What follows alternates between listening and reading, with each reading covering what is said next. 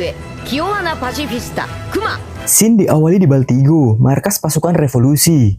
Beberapa bulan pasca Ginny diculik, terlihat Ivankov yang mendapatkan sebuah panggilan telepon. Ia mendapat kabar bahwa pasukan revolusi yang bertugas pada pemberontakan Tumi di South Blue sedang mengalami kesulitan dan meminta bantuan kepada markas pusat. Lalu Ivankov mengatakan kalau mereka tak bisa memberikan bantuan karena mereka semua sedang kerepotan untuk menangani para anggota yang terluka di kerajaan Goa. Mendengar hal tersebut, Kuma pun menawarkan diri untuk membantu mereka. Namun Ivankov melarangnya. Menurut Ivankov, Kuma selalu bertindak gegabah pasca Ginny diculik. Namun akhirnya Kuma tetap nekat pergi dengan kekuatan buah iblisnya untuk membantu pasukan revolusi yang ada di South Blue. Ia pun datang dengan aura yang berbeda. Ada kemarahan di wajahnya. Flashback menceritakan awal di mana Ginny diculik. Saat itu Dragon mendapat sebuah laporan kalau wajah cantik Ginny menarik perhatian para bangsawan dunia atau Tenryubito. Karena itu, utusan pemerintah dunia menculik Ginny. Karena salah satu Tenryubito tertarik dan ingin meminang Ginny sebagai istrinya. Dan akhirnya Kuma berhasil membantu pasukan revolusi di South Blue untuk memenangkan peperangan di kerajaan Tumi. Pemerintah dunia tak berdaya saat pasukan revolusi menjebak mereka.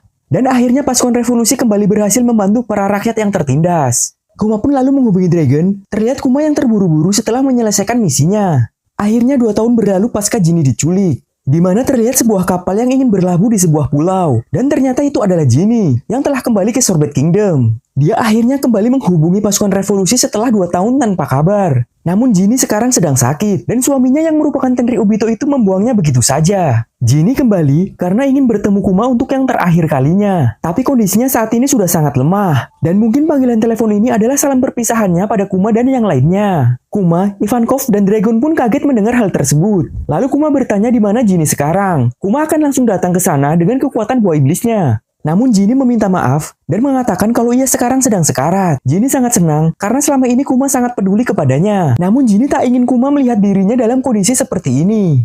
Kemudian Ginny berpesan kepada Dragon dan Ivankov untuk menjaga Kuma. Namun saat Ginny berpesan, tiba-tiba Kuma segera pergi. Dan menyadari jika Ginny saat ini sedang berada di Sorbet Kingdom. Karena itu adalah tempat satu-satunya yang bisa ia tuju saat ini. Ginny melanjutkan percakapannya dan mengatakan kalau dia sangat mencintai Kuma selalu dan selamanya. Lalu panggilan pun berakhir. Kuma pun telah sampai di Sorbet Kingdom dan langsung menuju ke gereja untuk mencari Ginny. Namun sayangnya, nyawa Ginny sudah tak tertolong. Kondisinya pun semakin memburuk saat ia terkena sinar matahari. Wajah dan seluruh tubuhnya mulai membiru dan kulitnya mengeras seperti batu. Kuma kembali teringat sosok Ginny yang periang, kini tergeletak lemas saat ia gendong. Kuma pun menangis sembari menggendong Ginny yang sudah tak bernyawa. Para lansia mengungkapkan jika Ginny menghabiskan sisa waktunya dengan sengaja memaparkan diri ke matahari agar ia bisa menyeberangi lautan dan kembali ke gereja karena dia ingin menjamin keselamatan bayinya. Lalu diperlihatkan seorang bayi perempuan menangis dan ia adalah anak kandung Ginny, hasil perkawinannya dengan seorang Tenryubito. Kuma lalu menguburkan Ginny dan berjanji akan membesarkan putrinya itu dengan baik. Hari pun berlalu, gereja kini nampak ramai. Karena para lansia membantu Kuma untuk merawat anak Ginny yang bernama Bonnie. Para lansia itu pun mengingatkan Kuma agar berhati-hati saat memberikan botol susu kepada Bonnie. Melihat Bonnie yang meminum susu dengan lahap, Kuma kembali teringat kerakusan Ginny saat dulu sedang makan yang sangat mirip dengan Bonnie. Dan hal itu membuatnya menangis bahagia. Beberapa bulan pun berlalu. Bonnie kini telah tumbuh semakin besar dan memanggil Kuma papa. Kuma pun menangis bahagia saat mendengarnya. Hari demi hari pun berlalu. Bonnie saat ini sudah bisa berjalan dan tumbuh semakin besar. Dan Kuma pun hidup bahagia bersama Bonnie. Saat ia sedang menjalankan misi, Bonnie dititipkan kepada para lansia. Kuma telah menjadi sosok ayah yang bertanggung jawab, dan ia juga tetap melakukan banyak kebaikan bersama pasukan revolusi. Hari demi hari pun berlalu, namun situasi buruk terjadi. Kuma secara tiba-tiba menutup semua pintu dan jendela gereja. Lalu Kuma memperlihatkan kepada kedua sahabatnya kalau di wajah Bonnie muncul sebuah batu biru yang mirip dengan penyakit yang diderita oleh Ginny, dan ternyata penyakit itu diturunkan kepada Bonnie. Melihat hal tersebut, Gyugyu pun langsung mencari dokter. Namun beberapa dokter tidak bisa mengenali penyakit tersebut. Kuma yang kebingungan memutuskan untuk berhenti dari pasukan revolusi agar bisa tetap berada di sisi Bonnie. Dragon yang mendengar hal tersebut langsung menyetujuinya agar Kuma tidak menyesal lagi di kemudian hari. Dragon juga berjanji akan berusaha mencarikan dokter untuk mengobati penyakit Bonnie. Waktu pun berlalu. Bonnie kini sudah berumur 5 tahun. Para anak-anak di Sorbet sering mengganggunya karena Bonnie tidak pernah keluar dari gereja. Namun Bonnie mewarisi keberanian Ginny. Ia pun langsung menghajar anak-anak yang mengganggunya dan membuat mereka semua ketakutan. Bonnie tidak bisa keluar dari gereja karena penyakitnya akan semakin parah jika terkena sinar matahari. Dan Kuma pun memberitahu Bonnie agar tetap berada di dalam gereja. Untungnya Bonnie anak yang sangat penurut dan Kuma pun sangat menyayanginya. Bonnie masih terlihat kesal karena anak-anak yang ada di sana selalu mengejek batu yang ada di wajahnya. Namun Kuma berusaha menghiburnya dengan mengatakan kalau mereka cuma iri karena Bonnie memiliki batu permata yang cantik di wajahnya. Mendengar hal tersebut, Bonnie akhirnya bisa tertawa bahagia kembali. Lalu Kuma bertanya kepada Bonnie, kalau ia ingin bepergian, ia ingin pergi kemana saat sudah sembuh nanti. Bonnie pun berkata, kalau ia ingin pergi ke Pulau Langit, seperti yang ada di dalam buku yang ia baca. Menurut Bonnie, letak Pulau Langit letaknya lebih dekat dengan matahari. Mungkin di sana mereka bisa melihat Nika. Mendengar hal itu, Kuma pun terlihat bahagia sambil berjoget ala Nika. Dan Kuma sangat menantikan perjalanan itu saat nanti Bonnie berulang tahun yang ke-20. Lalu pada ulang tahun yang ke-19, Bonnie ingin pergi ke Pulau Manusia Ikan. Keesokan harinya Kuma akhirnya bisa bertemu dengan seorang dokter yang bisa mengenali penyakit Bonnie.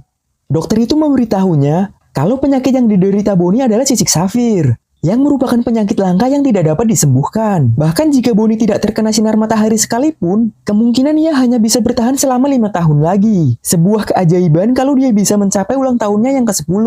Dan hal itu pun membuat hati Kuma hancur. Saat Kuma merenungkan apa yang harus dilakukan, Bonnie secara tidak sengaja mendengar pembicaraannya dengan dokter tadi. Dan dia mendengar kalau kondisinya akan berakhir di ulang tahunnya yang ke-10. Tetapi Bonnie salah mengartikan itu. Bonnie mengira ia akan sembuh pada saat ia berusia 10 tahun. Karena tidak dapat mengatakan yang sebenarnya, Kuma akhirnya membenarkan perkataan dari Bonnie. 1 tahun kemudian, Kuma diberitahu oleh orang-orang kalau Raja Bekori telah kembali. Dia masih sama kejamnya seperti 16 tahun yang lalu yang ingin menyingkirkan para rakyat miskin dari kerajaan. Bahkan ia nekat membakar rumah-rumah warga yang ada di sana. Kuma pun sangat marah dan berusaha menyelamatkan sebanyak mungkin orang dari kekejaman Bekori. Semua orang yang melihatnya takut dan khawatir akan keselamatan Kuma yang nekat menyerang kerajaan seorang diri. Api pun terus berkobar, membakar seluruh bangunan yang ada di sana. Lalu Bekori mengatakan kalau ia mendapat ide tersebut dari kerajaan di negeri timur yang melakukan hal serupa dengan membakar dan menyingkirkan orang-orang miskin yang mereka anggap sampah untuk mendapatkan perhatian dari bangsawan dunia. Ia juga mengatakan, satu-satunya cara agar kerajaan bisa menjadi kaya dan berkuasa adalah jika seseorang rela melakukan pekerjaan kotor seperti yang saat ini dia lakukan. Para warga sangat marah dan berusaha masuk untuk menemui Bekori. Namun Bekori memerintahkan para pengawalnya untuk menghabisi orang-orang yang ada di luar agar semuanya takut. Dan akhirnya Kuma pun tiba di kastil kerajaan dan berusaha menghancurkan Bekori sepenuhnya. Bekori memperingatkan Kuma tentang konsekuensi yang akan terjadi jika Kuma nekat melakukan hal tersebut. Namun Kuma tidak gentar dan berhasil menghabisi Bekori serta menghancurkan kastil kerajaan. Dan insiden hari itu pun tertulis dalam sejarah sebagai revolusi Solo di Sorbet Kingdom. Lalu Shin beralih ke Marijoa, di mana berita tentang kerajaan Sorbet yang kini memiliki raja baru telah tersebar ke Marijoa. Saint Saturn lalu bertanya, siapa yang sekarang telah menduduki tahta raja tersebut?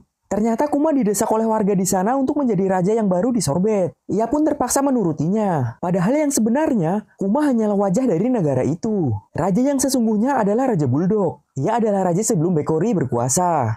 Meski begitu, Kuma tetap tinggal di gereja sambil mengobati para lansia. Namun para lansia sering menggodanya dengan memanggilnya raja. Sementara itu, orang-orang di gereja dibuat kaget. Karena tiba-tiba ada seorang wanita muda yang sedang berlarian di gereja yang mirip dengan Ginny. Dan ternyata wanita itu adalah Bonnie, yang kini telah tumbuh dewasa secara tiba-tiba dengan sangat cepat. Bonnie yang merasa aneh dengan tatapan orang-orang di sana, lantas bercermin. Ia pun mendapati tubuhnya telah tumbuh seperti seorang gadis remaja. Melihat hal tersebut, Bonnie pun berteriak. Namun aneh tapi nyata, Bonnie tiba-tiba kembali lagi menjadi sosok anak kecil. Gyo-Gyo pun menyadari kalau Bonnie telah memakan buah iblis, yang mereka ketahui adalah Toshi-Toshi no Mi, di mana penggunanya bisa berubah menjadi sosok bentuk apapun di masa depan. Karena penasaran, Bonnie pun menggunakan kekuatan buah iblisnya untuk mencoba menjadi tua, tetapi Kuma tidak ingin dia memaksakan diri. Lalu tiba-tiba Raja Bulldog datang ke gereja untuk menemui Kuma. Gyo-Gyo mengira Bonnie telah berhasil berubah menjadi seorang nenek tua, tapi ternyata itu bukanlah Bonnie. Lalu Bonnie menghampiri Bulldog dan bertanya siapa dirinya. Lalu Bulldog mengaku kalau dia adalah penasihat ayahnya dan datang ke sana untuk membawa berita penting. Bulldog pun menyadari jika ibunya telah masuk ke gereja terlebih dahulu. Dia adalah Ratu Dowager Connie yang dikira oleh Gyo-Gyo adalah Bonnie yang telah berubah menjadi nenek-nenek tua. Alasan Bulldog menemui Kuma adalah untuk memberitahunya bahwa Bekori sedang merencanakan serangan balik. Berdasarkan propaganda jahat yang beredar di koran, Bekori mengklaim Kuma sebagai tiran jahat yang telah membakar desa dan merebut tahta raja dengan paksa. Orang-orang di sana yang mendengarnya sangat marah dengan kebejatan Bekori. Dan Bulldog mengatakan bahwa Bekori masih mendapat dukungan dari pemerintah dunia. Dan bersama mereka kemungkinan besar dia akan berusaha kembali merebut tahta dengan paksa.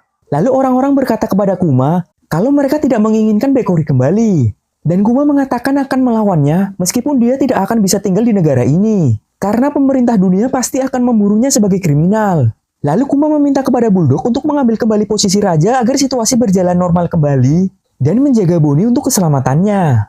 Bulldog pun menerima permintaan Kuma itu. Lalu Kuma kemudian berpisah dengan Bonnie dan berkata ia akan kembali secepatnya. Dan benar saja, beberapa saat kemudian Bekori kembali datang ke Sorbet Kingdom bersama armada angkatan laut. Dia memerintahkan para angkatan laut untuk menyerang Kuma, tetapi Kuma terlalu kuat. Dan seluruh armada angkatan laut itu berhasil ditenggelamkan oleh Kuma.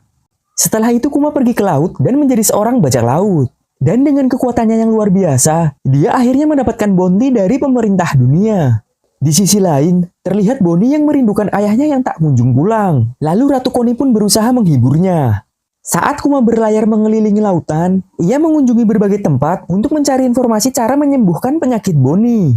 Tetapi usahanya selalu gagal. Tempat-tempat itu adalah Kerajaan Torino, Pulau Kuraigana, Pulau Karakuri, Wetteria, dan Kepulauan Boin.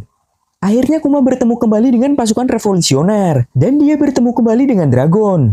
Di sana juga ada Morley, raksasa yang sering membantu Sabo. Lalu Dragon memberitahu Kuma kabar tentang Ivankov dan Inazuma yang tertangkap dan saat ini sedang dipenjara di Impeldon. Lalu Kuma ditanya oleh Belbeti, apakah dia bisa menjadi komandan tentara revolusi pasukan timur? Karena Dragon tidak mau memberikan posisi Lamajini sebagai komandan pasukan timur kepada orang lain tanpa izin dari Kuma. Kuma pun mengizinkan hal itu. Lalu Dragon memberitahu Kuma bahwa Sabo dan Koala ingin bertemu dengannya.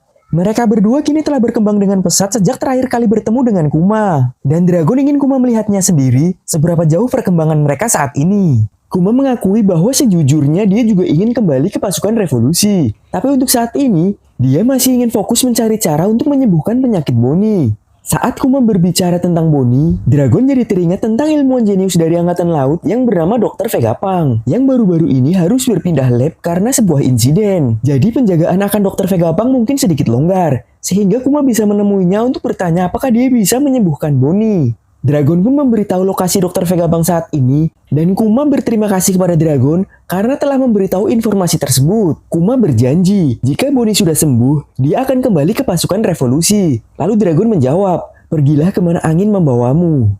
Setelah mendapat informasi tentang Dr. Vegapunk, Kuma pun kembali ke Sorbet Kingdom untuk bertemu dengan Bonnie. Terlihat Bonnie yang kini telah belajar ilmu bertarung, dan Gyogyo berhasil ia kalahkan. Selanjutnya, Kuma mengajak Bonnie pergi untuk menemui Dr. Vegapunk ke Divisi Sun Angkatan Laut Laboratorium 08, yang nantinya akan menjadi Pulau Egghead. Melihat Kuma, Dr. Vegapunk takjub dengan ukuran tubuhnya, dan ingin meneliti ototnya untuk perkembangan sainsnya. Sedangkan Kuma juga kaget melihat ukuran kepala Vegapunk yang sangat besar. Lalu Dr. Vegapunk memberitahu Kuma bahwa ia dapat menyembuhkan Bonnie dengan menggunakan metode sains yang belum pernah dipakai di bidang medis hingga saat ini, yaitu transplantasi sel batang. Lalu ia memeriksa Kuma dan mengetahui kalau Kuma adalah keturunan ras Bakenir. Mengetahui hal tersebut, Vegapunk meminta Kuma untuk menjadi contoh model prajurit kloningannya. Jika Kuma bersedia mendonorkan darahnya dan memberinya izin untuk membuat kloningan dirinya menjadi proyek prajurit kloningan, Vegapunk akan membebaskan semua biaya medis pengobatan Bonnie. Kuma menyetujuinya, tapi ia bertanya apa yang akan dilakukan Dr. Vegapunk dengan prajurit kloningan itu. Lalu Dr. Vegapunk memberitahu Kuma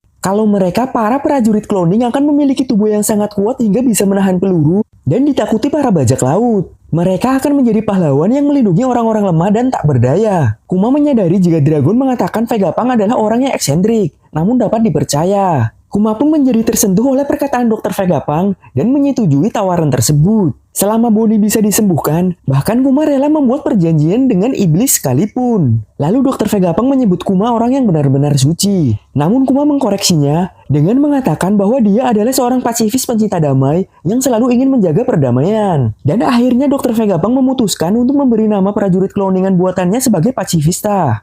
Sementara itu di Marijoa, Saint Saturn telah mengetahui rencana Vegapunk. Mungkin Vegapunk telah disadap oleh pemerintah dunia hingga pembicaraannya dengan Kuma terdengar oleh Saturn. Saturn menganggap Vegapunk bodoh. karena tidak memanfaatkan kesempatan besar ini. Namun Saturn memiliki rencana sendiri untuk ikut campur dalam proses pembuatan Pacifista, dan episode pun berakhir.